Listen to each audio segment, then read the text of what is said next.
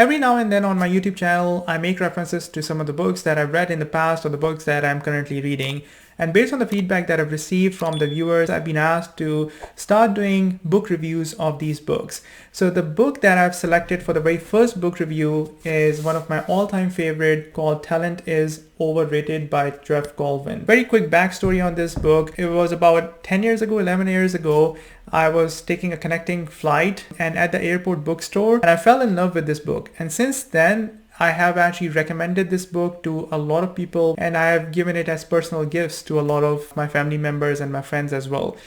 In this book, the writer does an amazing job in demystifying concepts or illusions around great performance, world-class performance. I always held this idea that the strongest link between success is practice and effort. Everything else would probably come into play at certain stage in the game. The fundamental concept in the book is that greatness is not something that you're born with, and there are no shortcuts to world-class performance. One of the main reasons why I found this book very interesting and intriguing is that it debunks the myths surrounding talent, great performance, world-class performance achievements, and so on. So let's start with the first myth. The first myth is that individuals who are really good at what they do either have a lot of talent or they are very experienced at their jobs. So there are multiple examples that are provided in the book. So when it comes to talent, they actually refer a study that was done in England in 1990s, where they actually did a survey on 200 plus talented musicians or high achieving musicians. And they individually looked at their career trajectory, and they found that they never demonstrated any unique talents early on. It was a combination of a lot of hard work and focused effort. So talent was not the reason why these individuals were great at what they did. The second common myth is around experience.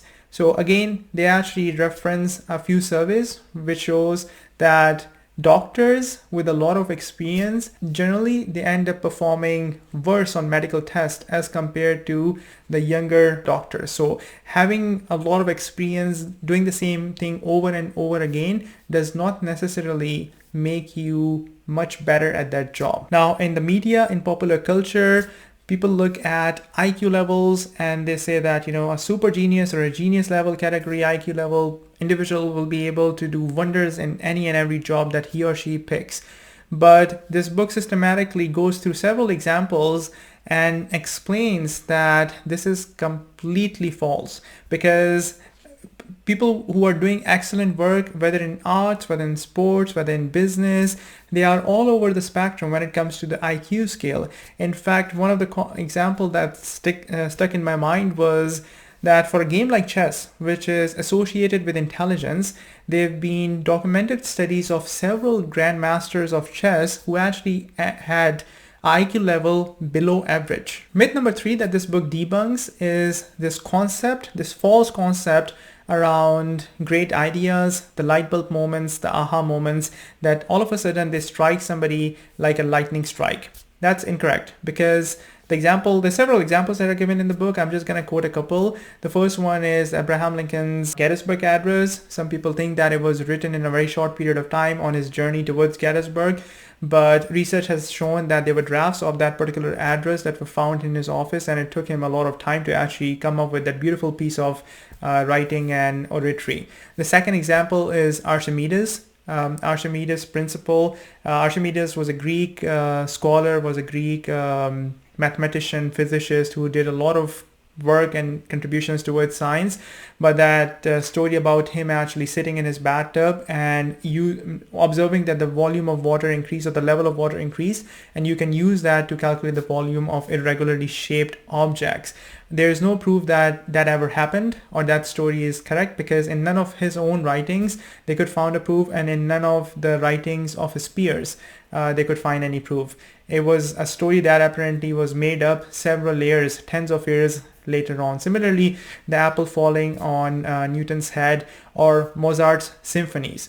People say Mozart was a prodigy. He was super talented and wrote some of those symphonies in a short period of time, but there is proof around the fact that he was put to learn music in a very regimented way at a very young age, and a lot of his symphonies and those of Beethoven, they were actually a result of a lot of hard work, a lot of mentorship, and a lot of guidance. So these eureka moments, which in media, in movies, in popular culture, we are made to believe that all of a sudden it strikes. That's not true, because all of these individuals who came up with these great ideas actually took them a lot of time to accumulate the expertise and the knowledge and that entire body of competence before they actually ended up hitting those peaks in their career and coming up with and developing and producing that excellent work. So if it's neither experience nor talent, then what is it that determines world-class performance and high achievement? According to the author, the secret sauce or the magic ingredient is deliberate practice. We all know that practice makes perfect. There's something a little bit more to it. So what you need to do is deliberate practice. So if you keep on doing the same thing over and over again, you will get good at that particular task. But the author argues that we really have to step out of our comfort zone, identify whatever weaknesses are, and then routinely work on them. So you're basically expanding your circle of competence by proactively working on things that are holding you back, rather than operating in your circle of comfort and just keeping on doing whatever you are good at doing, because that will sort of plateau your performance. But you have to expand that circle and identify the weak areas and work on those weak areas. And that's what the author calls deliberate practice. So the interesting story that is mentioned in the book around this concept is about a psychologist. His name was Laszlo, and he published an ad looking for a volunteer. And the idea was that he wanted to prove that he could groom his children to be world class at chess. And he was a firm believer that you can achieve anything and everything if you actually fully dedicate yourself. So the volunteer had to meet certain requirements, that she would be on board with living and breathing chess and basically teaching it to their offsprings as one of the only reasons essentially for existence type of thing. So they actually had to get some exemptions from local schooling and this and that. They still had to complete schooling, but the goal of this experiment was to show that if from a very early age, if you can actually immerse somebody in one dimensional type of skilled training, then that person is going to become world class. So they ended up having 3 daughters, and each one of their daughters ended up becoming a world-class chess champion. So how does deliberate practice help us? According to the author, deliberate practice will allow you to focus on things that are important. It will help you perceive better. It will help you react better at both mental and physical levels. So there are several examples that are quoted in the book. The first one is about tennis players. So when the tennis players at a professional level, when they're playing, they're not necessarily looking at the ball only. So when you throw the ball back to your opponent, they are actually trying to get cues from the body language of the opponent. They don't anticipate essentially by the swing of the racket where the ball has to be, because if you are just looking at the racket and the ball, by the time that your opponent throws the ball back at you, it's going to be too late. What they focus on is how their body is positioned of the opponent. Similarly, when chess grandmasters play, they actually look at the entire chess arrangement in blocks. They don't look at the individual pieces. They're looking at it at a high level. So this deliberate practice allows a better connectivity in the mind. So it's both physiological and psychological.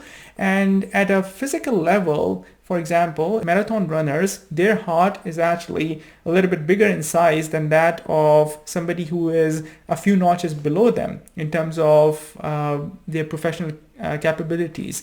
And how do they achieve it? They achieve it through deliberate practice, by basically operating outside of their comfort zone and continuously working on the weak areas in order to convert them into strength, and then pushing the boundaries more and more. Another key message by the author is that you should start your deliberate practice sooner rather than later, because then you will gain from the compounding impact. So a lot of superstar athletes, they actually start very, very, very young. So all of these guys, Mozart, Federer, And any super athlete for that reason, or an artist, they actually get their training started at a very young age. Because when you're a kid, you're not distracted by other responsibilities such as earning and such as office work and this and that. And you can focus more and you can actually learn much faster. So the sooner you start deliberate practice, the better off you will be in the long run. And when it comes to world-class performance, another key factor is motivation. So motivation starts slowly. Once you start gaining interest in whatever you are trying to do, it will take a little bit of time. But for you to become an elite performer, it has to sort of turn itself into a self-driving force. And when you become 100% focused on that particular field, on that particular task, and you're internally motivated, that is ultimately what is going to determine how far you end up going. To summarize this video, I'd just like to do a quick recap of what we've discussed. We've basically gone about debunking 3 myths around greatness. The first one is talent, the second one is experience, and the third one is IQ or intelligence. Okay, in this book, Talent is Overrated, the author goes to several interesting examples, and what I've shared with you is just the tip of the iceberg. If this is something that you found interesting, I definitely recommend you to borrow this from the library, buy it for yourself, as for your own library, for your own collection, and give it a read. It's very interesting. So those were the 3 myths that were debunked. And when it comes to actually trying to achieve world-class performance, then it is deliberate practice. It's the idea of stepping out of your comfort zone, increasing your circle of competence by actively working on your weaknesses. And you have to put a lot of time and effort. And the sooner you start at this journey, the better off it will be, because you'll have the compounding impact and you'll be able to achieve your goal much sooner. Our goal might not be to become an expert in any specific field. If it is, then this book does provide you that framework.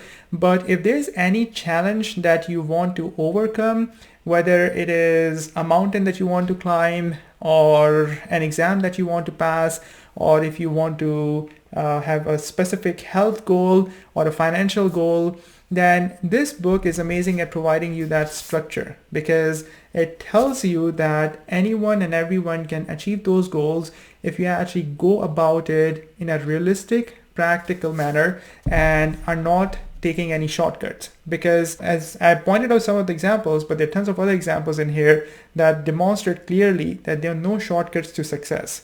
So if you found these stories motivational and helpful, I definitely recommend you to check out this book.